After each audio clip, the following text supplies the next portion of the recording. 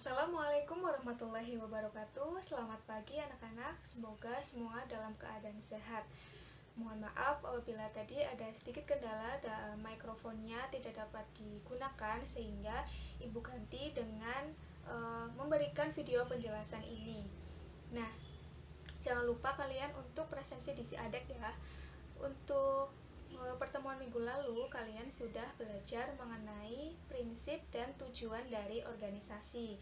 Ibu ingatkan lagi, prinsip dari organisasi itu ada 7. Yang pertama ada prinsip penetapan tujuan, kemudian ada prinsip pembagian tugas atau pekerjaan, kemudian ada prinsip pendelegasian kekuasaan atau wewenang, kemudian ada rentang manajemen.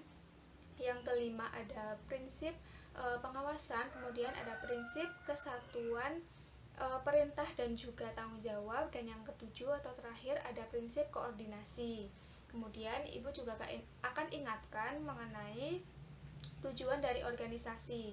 Organisasi itu dapat dijadikan tempat untuk bagi para individu atau orang-orang yang memiliki tujuan yang sama sehingga mampu mencapai tujuan tersebut secara efektif dan efisien. Kemudian organisasi juga dapat digunakan untuk menambah pengetahuan, menambah keterampilan, dan juga sumber daya yang dimiliki.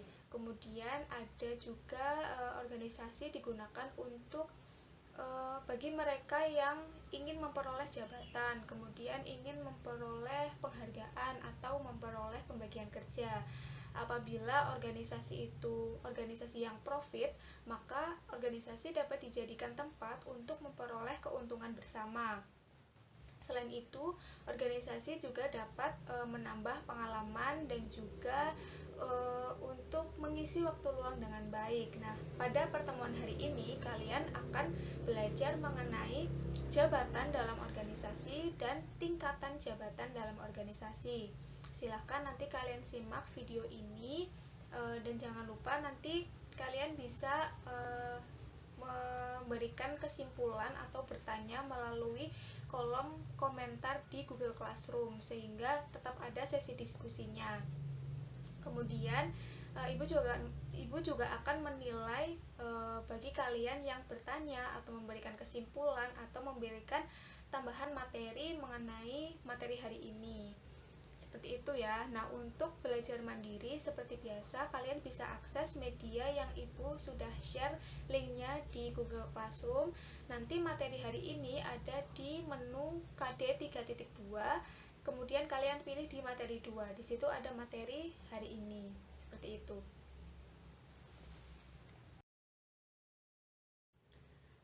Nah, seperti yang Ibu sudah katakan di awal tadi, materi hari ini itu pembahasannya ada yang pertama jabatan dalam organisasi, dan yang kedua ada tingkatan jabatan dalam organisasi.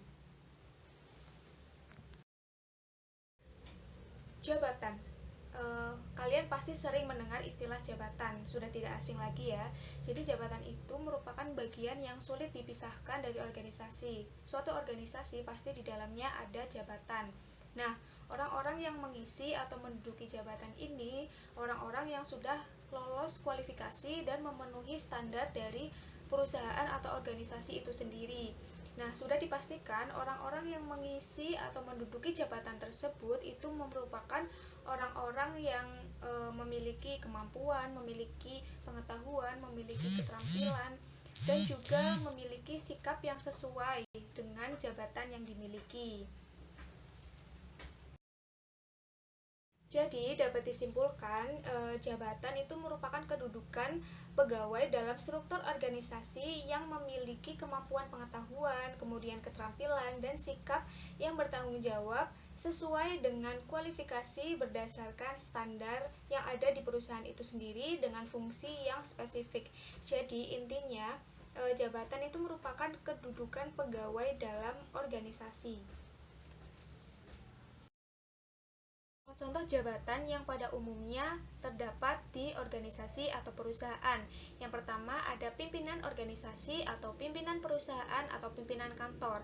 Pimpinan ini biasa dikenal atau biasa disebut juga dengan direktur. Kalian pasti sering mendengar istilah direktur ya. Kemudian tugas-tugas mereka ini itu memantau dan bertanggung jawab atas kelancaran aktivitas dalam organisasi atau perusahaan secara keseluruhan.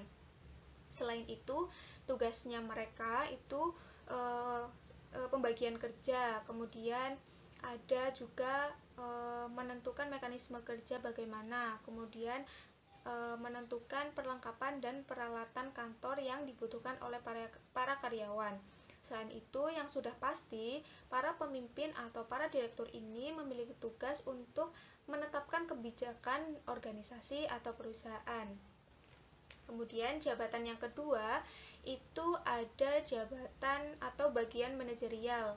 Bagian manajerial ini memiliki tugas itu untuk memimpin pelaksanaan pekerjaan dengan menerapkan atau menjalankan fungsi-fungsi manajemen.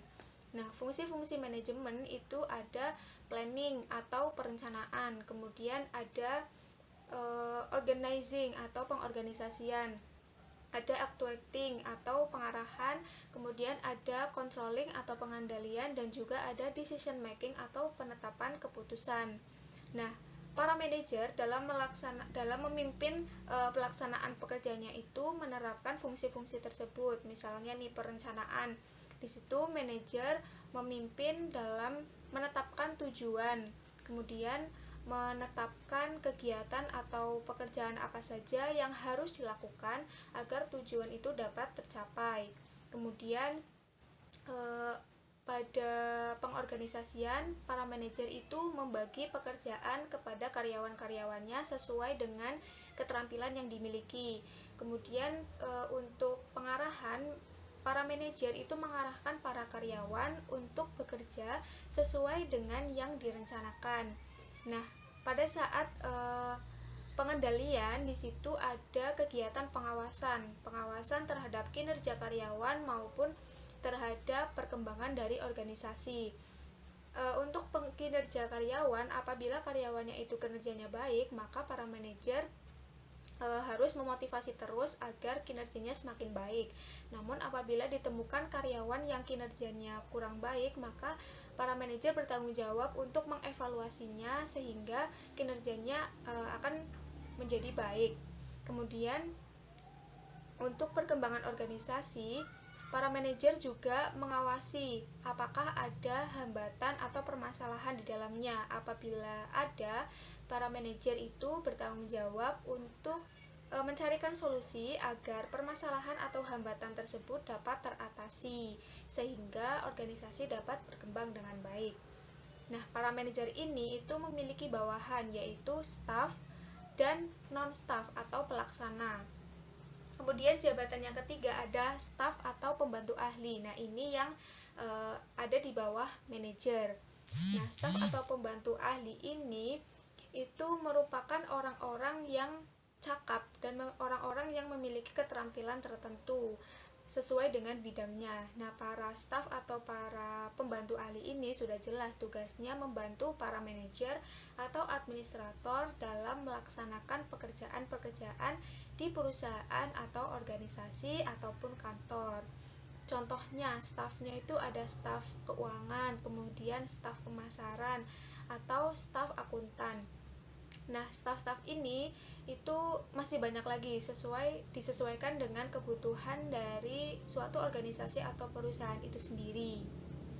Kemudian yang keempat itu ada jabatan kepala personalia atau HRD. Kepanjangannya itu adalah Human Resource Department. Nah, kalian pasti sering mendengar istilah HRD. Nanti apabila kalian melamar pekerjaan, kemudian kalian lolos sampai tahap wawancara, kalian akan berhadapan dengan para HRD. Kalian akan diwawancarai oleh para HRD. Nah, sudah jelas kepala HRD ini itu memiliki tugas di bidang khusus kepegawaian. Jadi para HRD ini yang menentukan tenaga kerja mana yang lolos, mana yang layak untuk diterima di organisasi atau perusahaan itu. Jadi HRD itu pasti mengurusi kepegawaian mulai dari rekrutmen sampai pensiun. Nah, Selain itu, para HRD juga mengurus seperti mengurus cuti pegawai, kemudian mengurus bantuan kesehatan para pegawai, dan juga ongkos lembur dan sebagainya, seperti itu. Jabatan yang kelima itu ada kepala TU atau tata usaha atau kepala administrasi. Orang-orang yang ada di jabatan ini memiliki tanggung jawab untuk menetapkan garis-garis besar kebijakan atau tujuan yang harus dilaksanakan oleh suatu organisasi atau perusahaan. Nah, selain itu, para kepala TU ini memiliki tugas untuk memberikan pelayanan berupa teknis dan administrasi kepada seluruh satuan unit yang ada di organisasi atau perusahaan. Tugas-tugas yang diemban oleh kepala TU atau kepala administrasi ini mulai dari perencanaan, kemudian ada pelaporan, kepegawaian, keuangan, keprotokolan, dan perlengkapan atau peralatan perkantoran atau organisasi atau perusahaan. Nah, selanjutnya yang keenam ada jabatan struktural. Jabatan struktural ini memiliki tingkatan mulai dari yang terendah, yaitu golongan eselon 4B, dan paling tinggi itu ada golongan eselon 1A. Contoh jabatan struktural itu dapat dilihat pada struktur kepemimpinan Pemda atau pemerintah daerah. Jabatan yang tertinggi itu diduduki oleh gubernur, kemudian di bawahnya ada bupati atau wali kota. Kemudian jabatan yang paling rendah itu diduduki oleh sekretaris lurah atau sekretaris desa. Nah, kemudian ada contoh jabatan yang ketujuh atau yang terakhir itu jabatan fungsional. Jabatan fungsional ini memiliki tugas pokok dan tanggung jawab yang sangat penting, meskipun secara teknis jabatan fungsional ini tidak tercantum pada struktur organisasi. Contoh jabatan fungsional dapat dilihat pada para ASN atau para PNS di seluruh atau di berbagai bidang. Contohnya guru dan dosen di bidang pendidikan, kemudian dokter dan bidan di bidang kesehatan, dan juga misalnya ada arsiparis, kemudian ada akuntan, ada peneliti, ada editor, dan lain sebagainya. Nah, itu merupakan contoh-contoh jabatan yang pada umumnya atau biasanya ada dalam suatu organisasi atau perusahaan. Materi selanjutnya yaitu tingkatan jabatan dalam organisasi. Jabatan dalam organisasi pasti memiliki tingkatan, mulai dari yang paling tinggi sampai yang paling rendah. Setiap jabatan dalam organisasi itu memiliki tugas yang berbeda-beda. Berikut ini ada contoh struktur atau tingkatan jabatan dalam organisasi. Yang kedudukan tertinggi ada di direktur, atau dalam organisasi atau perusahaan tertentu, direktur juga merupakan pemilik perusahaan. Direktur juga dapat disebut dengan pimpinan perusahaan atau pimpinan organisasi. Kemudian di bawahnya ada bagian manajerial. Nah, bagian manajerial ini tidak hanya satu, melainkan ada beberapa manajer. Contohnya di sini ada beberapa manajer ya. Nah, kemudian para manajer ini membawahi para staf. Staf-staf ini sesuai dengan bidangnya. Apabila manajer keuangan, maka stafnya ya staf keuangan. Namun, staf-staf ini akan saling berkoordinasi dan saling bekerja sama agar tujuan dari organisasi itu dapat tercapai dengan baik.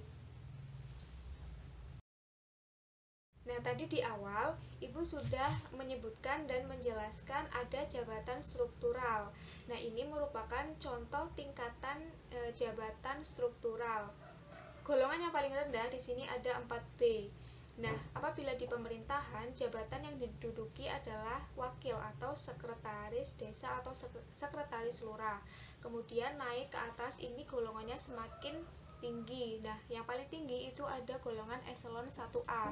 Apabila di pemerintahan, jabatan yang diduduki adalah direktur jenderal. Apabila di perusahaan ini jabatan yang diduduki adalah presiden direktur. Kemudian levelnya ada top manajemen atau manajemen yang paling tinggi. Kemudian yang selanjutnya ada jabatan fungsional. Ini merupakan contoh tingkatan jabatan fungsional arsiparis. Jadi ada tingkatan terampil dan ada tingkat ahli. Apabila tingkat terampil itu pendidikan terendah adalah D3. Nah, apabila tingkat ahli pendidikan terendah itu S1 atau D4. Pada tingkat terampil golongan yang terendah itu ada 2C dan 2D. Nah, mereka itu disebut dengan arsiparis pelaksana. Sedangkan golongan tertinggi itu ada 3C dan 3D. Mereka disebut dengan arsiparis penyelia. Sedangkan di tingkat ahli, golongan yang paling rendah adalah 3A dan 3B. Mereka disebut arsiparis pertama. Kemudian untuk golongan yang tertinggi itu ada golongan 4D dan 4E. Mereka disebut dengan arsiparis utama. Seperti itu. Nah, materi hari ini sudah Ibu jelaskan semua mengenai jabatan dalam organisasi dan juga tingkatan jabatan dalam organisasi. Semoga materi hari ini dapat diterima atau dapat dipahami dengan baik oleh kalian.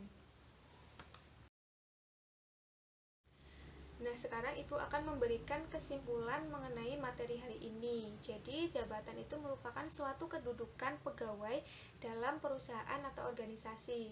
Contoh-contoh jabatan yang biasanya ada dalam organisasi itu ada pimpinan, kemudian ada manajer, ada staff, kemudian ada kepala HRD, ada kepala TU, ada jabatan struktural dan juga ada jabatan fungsional. Nah, jabatan-jabatan ini memiliki tingkatan mulai dari yang paling tinggi sampai yang paling rendah. Setiap jabatan memiliki tugas dan tanggung jawab yang berbeda-beda, seperti itu. Kemudian nanti kalian juga ada tugas praktik untuk mencari tugas-tugas dari para jabatan ini. Jadi kan tadi Ibu sudah menyebutkan dan menjelaskan ada 7 jabatan. Nanti kalian mencari tugas-tugas masing-masing jabatan tersebut 3.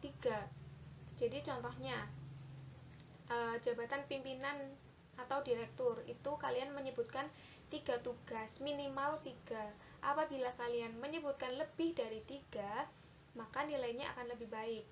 Nanti penjelasan mengenai tugas praktik ini akan Ibu share job sheet-nya di Google Classroom.